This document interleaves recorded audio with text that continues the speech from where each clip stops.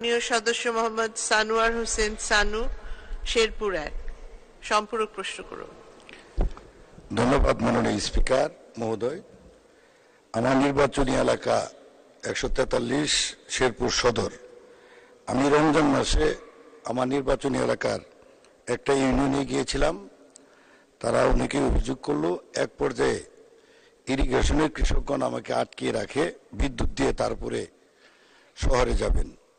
পরবর্তীতে আমি পল্লী বিদ্যুতের জিএম সাহেবকে ফোন করে নিয়ে আসলাম, উনিও কৃষকদের কথা শুনলেন। সেইখান থেকে মাননীয় বিদ্যুৎ মন্ত্রণালয়ের সচিব মহোদয়ের সঙ্গে কথা বললাম যে আমাকে কিছুটা বিদ্যুৎ অন্তত বাড়িয়ে দেন। সচিব মহোদয়ের কথা আমি লাউড স্পিকারে সকল কৃষকগণকে শুনিয়ে সেই জায়গা থেকে আমি পুলিশ দ্বারা আমি আমার শহরে আসি।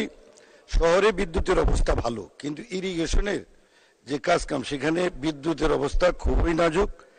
দয়া করে আমি মাননীয় মন্ত্রী মহোদয়, আপনার মাধ্যমে মাননীয় মন্ত্রী মহোদয়ের কাছে আমি আশা করব এবং আশা রাখি আমার শেরপুর সদর নির্বাচনী এলাকায় কয়েকটি মেগাওয়াট বিদ্যুৎ যেন বাড়িয়ে দেওয়া হয়। জামালপুরে আমাদের চাইতে অবস্থা ভালো, কিন্তু শুধু শেরপুরের অবস্থাটাই খুব খারাপ।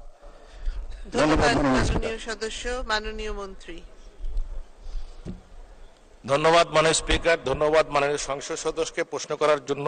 আমি আগে বলেছি বৃহত্তর ময়মনসিংহ শেরপুর সদর বৃহত্তর ময়মনসিংহ এলাকায় পড়েছে, সে এলাকায় বিদ্যুৎ সমস্যা আছে। পারতপক্ষে এই মুহূর্তে সমস্যার সমাধান আমরা করতে পারবো না, পর্যায়ক্রমে আমরা করতে যাচ্ছি। আপনি একটু ধৈর্য ধরুন, ইনশাল্লাহ আমরা চেষ্টা করব এই বছরের শেষ নাগাদের মধ্যে ওই জায়গাটা পরিস্থিতি ভালো হবে। ধন্যবাদ মাননীয় স্পিকার। ধন্যবাদ মাননীয় মন্ত্রী।